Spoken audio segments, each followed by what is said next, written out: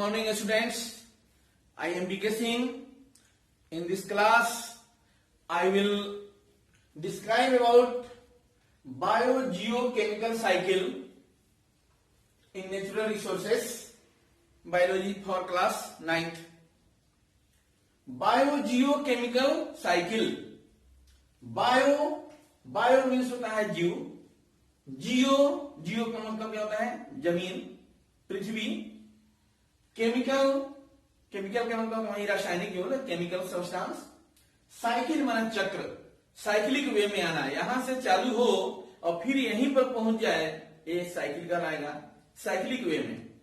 तो बायोस्फीयर के जो non living components and living components, biotic components और एबायोटिक कंपोनेंट्स जो होते हैं, बायोटिक और नॉन बायोटिक कंपोनेंट में इंटरेक्शन के फलस्वरूप जो केमिकल एलिमेंट का जो फ्लो होता है, तो बहुत सारे केमिकल एलिमेंट का फ्लो जो साइक्लिक वे में या बायोटिक और एबायोटिक कंपोनेंट में ये साइक्लिक वे में होते रहता है, इसलिए इस साइकिल को बायोजियोकेमिकल साइकिल के नाम से जाना जाता है।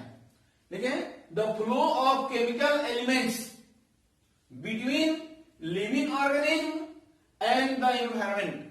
लिविंग ऑर्गेनिज्म बायोटिक कंपोनेंट को शो करता है, एनवायरमेंट में सभी नॉन बायोटिक एबायोटिक आ जाएंगे। इसलिए the flow of chemical element between living organism and the environment is called biogeochemical cycle. Biogeochemical cycle में आपको पढ़ना है कार्बन साइकिल के बारे में, नाइट्रोजन साइकिल के बारे में, ये ऑक्सीजन साइकिल के बारे में और वाटर साइकिल के बारे में। तो कल वाले क्लास में जो बताए थे आपको वाटर साइकिल के बारे में, इसलिए कि वाटर का इंपॉर्टेंस तुरंत हम बताए हैं, तो सबसे पहले आपको वाटर साइकिल के बारे में हम बताएंगे। यहां पर इस साइक्लिक वे में वाटर किस तरह से ट्रांसफर होता है, किस तरह से उसका ये ट्रांसमिशन एक स्टेप से दूसरे स्टेप में होते रहा है और किस तरह से साइक्लिक वे में चल रहा है बायोस्फीयर में, उसको देखा जाए। तो वाटर साइकिल में सबसे इंपॉर्टेंट भूमिका पहले किसकी होती है? सन की। सन से एनर्जी का फ्लो होता है। वो सन एनर्जी जब अर्थ सरफेस पर पहुंचता है तो सी वाटर हो, चाहे जितना वाटर रिसोर्सेस हैं, वाटर के जो स्पॉट्स हैं, तो वाटर रिसोर्सेस से सन एनर्जी के चलते इवेपोरेशन का काम चालू होता है, इवेपोरेट होता है। देखो इवेपोरेशन लिखे ना, सरफेस वाटर, सी वाटर हो, रिवर वाटर हो, पॉन्ड वाटर हो, कहीं भी वाटर अगर रहता है तो सन के हीट से के कारण वो इवेपोरेट होता है। जो इवेपोरेट होगा ऊपर जाएगा तो ऊपर कंडेंसेशन होगा, कंडेंसेशन होगा तो क्लाउड का फॉर्मेशन होता है, ऊपर कंडेंस होगा तो क्लाउड का फॉर्मेशन होगा। जब ये हेवी हो जाएंगे, वाटर मोलिक्यूल्स के रूप में जब आ जाएंगे हेवी होकर के, तो वो रेन के रूप में फिर बरसने लगता है। अब बताइए, सरफेस वाटर फिर गए कहां? ऊपर, और फिर वहां कंडेंस होकर फिर जब रेन हुआ तो फिर कहां पहुंच गए? वाटर में, है ना। दूसरी तरीका से जितने ग्रीन प्लांट्स हैं जो फोटोसिंथेसिस का जो प्रोसेस करते हैं, फोटोसिंथेसिस के प्रोसेस में सनलाइट को, देखो सन एनर्जी को ऑब्जर्व किया जाता है। ये जमीन से, ग्राउंड वाटर यहां पर है, ये सरफेस वाटर है, ये जमीन के भीतर, इसको ग्राउंड वाटर कहेंगे। इस ग्राउंड वाटर को रूट के माध्यम से ऑब्जर्व करेंगे प्लांट। जब यह ग्राउंड वाटर ऑब्जर्व होकर के यहां लीफ तक पहुंचेगा तो लीफ में एटमॉस्फेयर से कार्बन डाइऑक्साइड ऑब्जर्व करके ग्रीन प्लांट ये है, ग्रीन कलर में क्लोरोफिल है, अपने main important food material glucose का फॉर्मेशन करते हैं, है ना। तो ऑक्सीजन रिलीज होता है और यहां पर जो लीफ के सरफेस पर जो स्मॉल स्पोर होते हैं, उस स्पोर में जो जिस वाटर का यूज नहीं हो पाया, वह वाटर वेपर के फॉर्म में बाहर निकलने लगता है। तो loss of water in the form of vapour through the leaves of the plants is known as transpiration. तो उस प्रोसेस को क्या कहते हैं हम? ट्रांसपीरेशन कहते हैं। जो ट्रांसपीरेशन होगा तो इसके फलस्वरूप भी वाटर जो ऊपर जाएगा तो फिर कंडेंसेशन होगा, क्लाउड का फॉर्मेशन होगा, फिर वह रेन के रूप में फिर जमीन पर बरस कर आएगा। फिर जमीन पर जो बरसेगा तो इसके साथ साथ ये सीपेज के माध्यम से ये इसमें क्या होगा, रिस करके पानी में चला जाएगा। कुछ बहते बहते कहा ये ग्राउंड सरफेस सी लेवल में चले जाएंगे, पोखरा में चले जाएंगे, जहां का वाटर है वहां पर फिर इधर उधर जाने लगता है। कुछ रिस करके वाटर टेबल को मेंटेन करता है, जो ग्राउंड लेवल में वाटर है उसको क्या करता है, वह मेंटेन करता है। तो जो वाटर यहाँ अवेलेबल है, ट्रांसपिरेशन का रेट जितना ही हाई होगा उतना ही क्लाउड का फॉर्मेशन होगा, क्लाउड जितना ही ज्यादा बनेगा वर्षा ज्यादा होगी, और इस तरह से ग्राउंड वाटर जो है वह मेंटेन रहेगा। वाटर टेबल जमीन के भीतर भी क्या रहते हैं, मेंटेन रहते हैं। और जितने भी लिविंग ऑर्गेनिज्म होते हैं प्लांट के अलावा, देखो एक एनिमल है तो प्लांट के अलावा ये एनिमल भी होते हैं जो रेस्पिरेशन का प्रोसेस, इसमें रेस्पिरेशन का काम होता है। तो रेस्पिरेशन के माध्यम से ये वेपर के रूप में जब रेस्पिरेशन होता है ना, तो वहां भी वेपर के रूप में ये जाता है वाटर मोलिक्यूल्स, जो वेपर के रूप में रहेगा वह ऊपर जाएगा। तो प्लांट के माध्यम से जा सकता है, एनिमल के माध्यम से जा सकता है, किसी के माध्यम से। जो रेस्पिरेशन का प्रोसेस होगा उसमें भी वाटर वेपर को हम लोग रिलीज करते हैं एटमॉस्फेयर में। तो एटमॉस्फेयर में होते होते ऊपर जाएगा, क्लाउड का फॉर्मेशन होगा, फिर वहां पर आएगा नहीं, फिर जमीन पर आएंगे, फिर इसके नीचे जाएंगे, है ना। तो एटमॉस्फेयर में भी जा रहे हैं, देखो लिविंग कंपोनेंट्स में भी एंट्री ले रहे हैं। उसके बाद नॉन लिविंग कंपोनेंट्स सॉइल मिट्टी में जा रहे हैं, एटमॉस्फेयर में जा रहे हैं। इस तरह से साइक्लिक वे में जहां का वाटर है फिर घूमते घूमते वहां पर पहुंच रहा है। जितना अधिक संख्या में जो पॉपुलेशन हम लोगों का है यहाँ पर, तो हम लोग क्या करते हैं, यूज करते हैं ट्यूबवेल के माध्यम से, नहीं बोरवेल, ट्यूबवेल, जितना कुआं चाहे इसे होता है उसके माध्यम से वाटर को हम लोग बाहर से निकालते हैं। देखो यहाँ पर हैंड पाइप बना दिया, हैंड पाइप, तो हैंड पाइप के माध्यम से देखो वाटर निकल रहा है।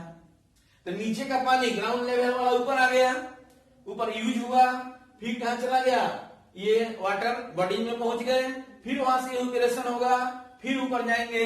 यह प्रोसेस हमेशा चलते रहेगा और इस तरह से वाटर साइकिल जो होता है वो मेंटेन रहता है। इसलिए अंत में इसको हम लिख दिए हैं वाटर साइकिल में the whole process in which, इस तरह जितना प्रक्रिया हम देखते हैं, the whole process in which water evaporates and fall on the land as rain and then flow back into the sea via rivers is known as water cycle.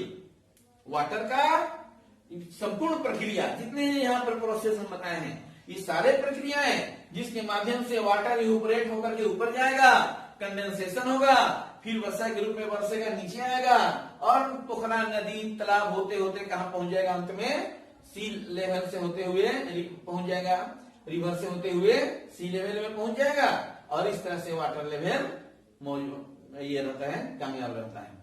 तो water cycle के बारे में कोई टेंशन नहीं है। इसके बाद हम आपको बताएंगे नाइट्रोजन साइकिल, है ना। वाटर साइकिल के बारे में क्या, इसके बाद क्या बताएंगे, हम नाइट्रोजन साइकिल के बारे में बताएंगे, फिर कार्बन साइकिल के बारे में बताएंगे, ठीक है।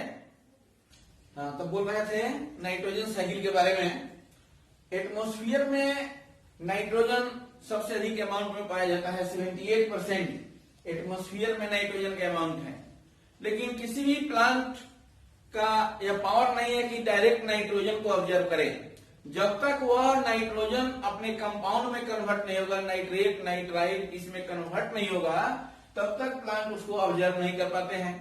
तो उसको ऑब्जर्व करने के लिए एक प्रोसेस होता है जिसको बोलते हैं नाइट्रोजन फिक्सेशन। तो नाइट्रोजन फिक्सेशन, इसके लिए लेग्यूम प्लांट्स, जो दाल वाले पौधे जो होते हैं, उसके रूट में एक नोड्यूल्स पाया जाता है, गांठ पाया जाता है, उसमें एक बैक्टीरिया पाया जाता है जिसका नाम है राइजोबियम। वह राइजोबियम बैक्टीरिया एटमॉस्फेरिक नाइट्रोजन का फिक्सेशन करता है और उसको बदल देता है, किसमें उसके कंपाउंड में बदलेगा और तब उसको ग्रीन प्लांट ऑब्जर्व करेंगे और ग्रीन प्लांट उसको ऑब्जर्व करके प्रोटोप्लाज्म का फॉर्मेशन होता है, उसे, है ना, उसका एमिनो एसिड बनता है, है ना। एमिनो एसिड से प्रोटीन का फॉर्मेशन होता है, protein is the chain of amino acid, तो प्रोटीन का फॉर्मेशन होता है। ये प्रोटोप्लाज्म का फॉर्मेशन किसमें हो सकता है, ग्रीन प्लांट में होगा। अब इस ग्रीन प्लांट को और एनिमल को ही खाते हैं, क्योंकि सब एनिमल क्या होते हैं, हेटेरोट्रॉफ होते हैं। इसको खाएंगे तो उसमें भी वही हाल होगा, उसके बॉडी में भी क्या होगा, ये फॉर्मेशन होगा किसका, ये प्रोटोप्लाज्म का। और प्लांट और एनिमल कोई भी अगर डेड कर जाते हैं तो फिर अमोनिया का फॉर्मेशन होता है, अमोनिफिकेशन होता है बैक्टीरिया के माध्यम से ही। फिर बैक्टीरिया के ही माध्यम से अलग अलग तरह के बैक्टीरिया होंगे, फिर उसको बदल देते हैं नाइट्रेट्स में। नाइट्रेट को डीनाइट्रीफाइंग बैक्टीरिया मोलिकुलर नाइट्रोजन में बदल देता है, और इस तरह से बायोटिक घटक से होते हुए जब डीनाइट्रीफाइंग बैक्टीरिया उसको बदल देता है, डीनाइट्रिफिकेशन होता है, तो फिर वो मोलिकुलर नाइट्रोजन में बदलेगा, एटमॉस्फेयर में चला जाता है। नाइट्रोजन का फिक्सेशन एक और तरीका से होता है, जैसे आकाश में लाइटनिंग होगा, बिजली चमकती है ना, तो उसके माध्यम से नाइट्रोजन ऑक्सीजन से रिएक्शन करता है और उसके ऑक्साइड में कन्वर्ट हो जाता है। वह नाइट्रोजन का ऑक्साइड जब ये वाटर से कन्वर्ट मिलता है तो नाइट्रस एसिड, नाइट्रिक एसिड का फॉर्मेशन होता है। वह नाइट्रिक एसिड वर्षा के जल के साथ फिर जमीन पर आते हैं, फिर सॉइल के भीतर जाएंगे, फिर उसको नाइट्रेट नाइट्राइट में कन्वर्ट किया जाएगा, फिर प्लांट उसको ऑब्जर्व करेंगे, फिर यह प्रक्रिया फिर चालू रहती है। एटमॉस्फेरिक एंड इंडस्ट्रियल फिक्सेशन के माध्यम से ही ये नाइट्रिफिकेशन होता है एटमॉस्फेरिक नाइट्रोजन का, और तब इसका नाइट्रिफिकेशन होगा तो फिर क्या बन जाएगा, फिर नाइट्रेट में कन्वर्ट होते हैं, और नाइट्रेट का डीनाइट्रिफिकेशन होता है तो फिर कहां पहुंच जाता है, एटमॉस्फेयर में चला जाता है। इस तरह से नाइट्रोजन बायोटिक और एबायोटिक कंपोनेंट से होते हुए साइक्लिक वे में हमेशा रोटेट करता है, जिससे नाइट्रोजन का अमाउंट एटमॉस्फेयर में बैलेंस रहता है और हम लोग की आवश्यकता की पूर्ति हो जाती है। तो इसलिए इसको नाइट्रोजन साइकिल के नाम से जाना जाता है। ठीक है, अब नेक्स्ट क्लास में आपको कार्बन साइकिल के बारे में बताएंगे।